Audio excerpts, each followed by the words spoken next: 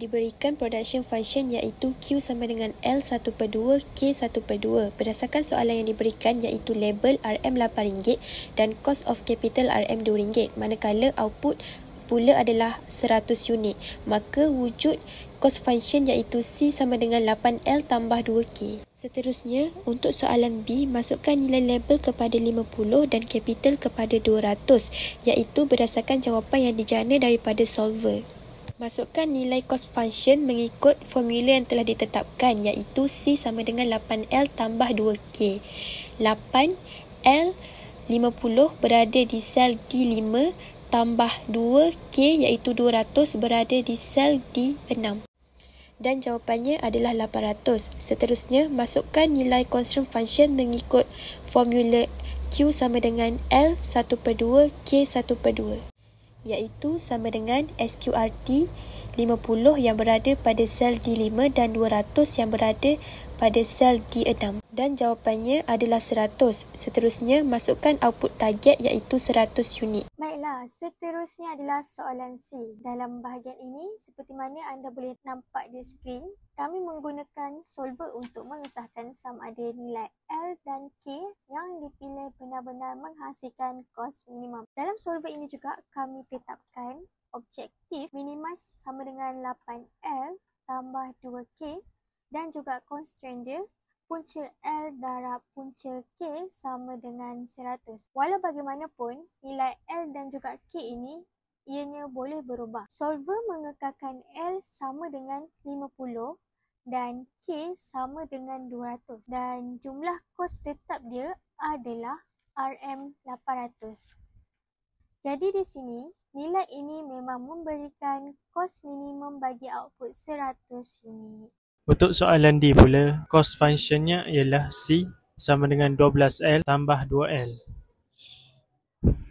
Kita isikan label sebanyak 50, capital 200, cost function sama dengan 12 darab 50 tambah 2 darab 200 dan dapatlah cost functionnya sebanyak 1000. Constraint functionnya pula kita tekan sama dengan SQRT square root dalam kurungan 50 darab dengan capital sebanyak 200 dan akan dapat constraint functionnya sebanyak 100 dan output targetnya sebanyak 100. Kita tekan solver dan setkan objektif pada cost function dan by changing variable cell, kita letakkan label dan juga capital.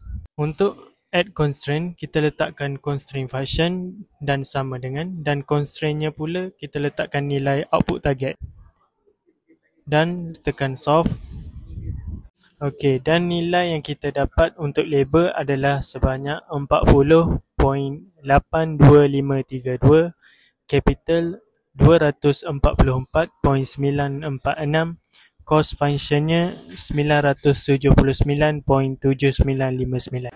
Baik, dalam soalan terakhir, kami diminta menghasilkan output yang lebih tinggi iaitu 160 unit dengan harga asal kekal iaitu RM8 dan RM2. Antara langkah penting di Excel yang kita harus mengambil ialah langkah pertama, kita harus tukar sel kekangan output kepada 160.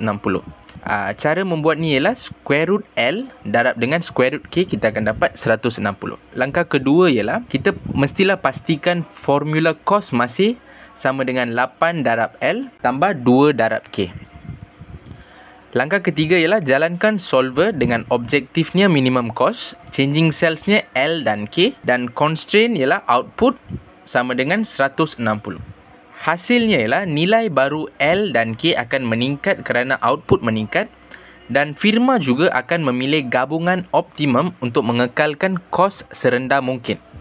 Selepas solver dijalankan, L sama dengan 80, K sama dengan 319.95 dan kos pengeluaran meningkat kepada 1280. Kesimpulannya, apabila output meningkat, penggunaan input juga meningkat secara proporsional.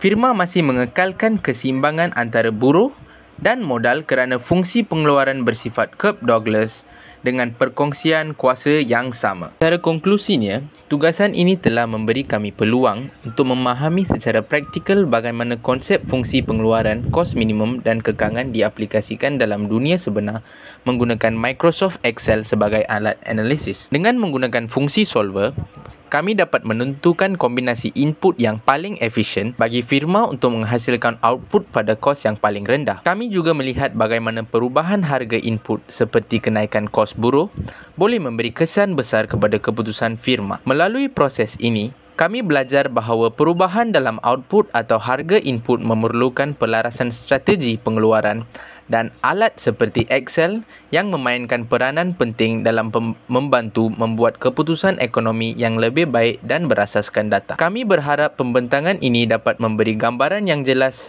dan bermanfaat tentang penggunaan Excel dalam menyelesaikan masalah ekonomi. Sekian, terima kasih atas perhatian anda.